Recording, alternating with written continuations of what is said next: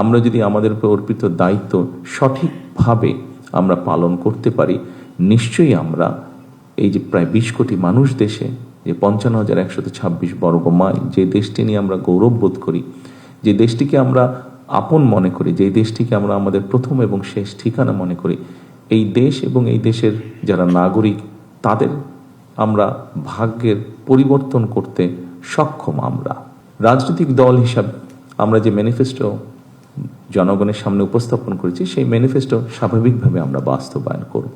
Corona বা যে কোনো ভাইরাসের এগেইনস্টে ফাইট মানি ব্যাকট্রলের লেফট রাইট। এবং একই সাথে পৃথিবীর যে কোনো গণতান্ত্রিক রাষ্ট্রে যখন একটি রাজনৈতিক দল যারা জয়লাভ করে, সরকার গঠন করে, তারা তাদের ম্যানিফেস্টো বাস্তবায়ন করে। তবে এই ম্যানিফেস্টোকে যদি আমাদের বাস্তবায়ন করতে হয়, খুব স্বাভাবিকভাবে আপনারা যারা প্রজাতন্ত্রের যারা কর্মকর্তা এবং কর্মচারীবৃন্দ, অবশ্যই আপনাদের সহযোগিতা প্রয়োজন। যেই বিষয়টিকে আমরা অ্যাড্রেস করতে চাই, যেভাবেই হোক, এই বিষয়টি আমাদের সকল ব্যবস্থাকে, সমাজের সকল ব্যবস্থা, রাষ্ট্রের সকল ব্যবস্থাকে অনেক পিছিয়ে দিয়েছে, অনেক ক্ষেত্রে ধ্বংসের দ্বার প্রান্তে নিয়ে গিয়েছে। সেটি হচ্ছে দুর্নীতি। একটি বিষয় আছে, যেই বিষয়টিকে আমাদেরকে অবশ্যই অ্যাড্রেস করতে হবে।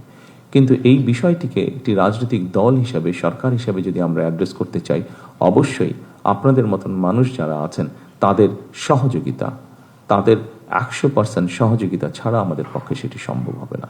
এবং আমি আমার রাজনৈতিক সরকারের পক্ষ থেকে আমি দৃঢ়ভাবে বিশ্বাস করতে চাই, এখানে উপস্থিত যে সকল প্রজাতন্ত্রের কর্মকর্তা কর্মচারীবৃন্দ আছেন, আপনাদের পূর্ণ সহযোগিতা আমরা ইনশাল্লাহ পাবো, এটি আমরা দৃঢ়ভাবে বিশ্বাস করি। আপনাদের সকল কাছে আমার অনুরোধ থাকবে যে অবশ্যই আপনার স্ব অবস্থান থেকে যেখানে গোপনীয়তার বিষয় থাকবে, সেখানে দয়া করে আপনারা রাষ্ট্রের স্বার্থে, জনগণের স্বার্থে গোপনীয়তা রক্ষা করবেন।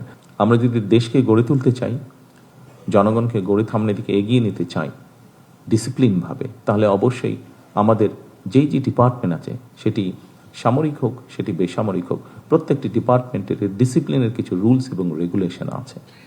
আমার প্রত্যাশা থাকবে আপনাদের কাছে সেই রুলস এবং রেগুলেশনগুলো ডিসিপ্লিনের ক্ষেত্রে আমরা কঠোরভাবে মেনে চলার চেষ্টা করব। স্ব অবস্থান থেকে সচেতন হই, অবস্থান থেকে যদি আমরা কাজ করি, অবশ্যই আমরা একটা অবদান রাখতে পারবো এই দেশ গঠনের, এই সমাজ গঠনে, এই রাষ্ট্র গঠনের।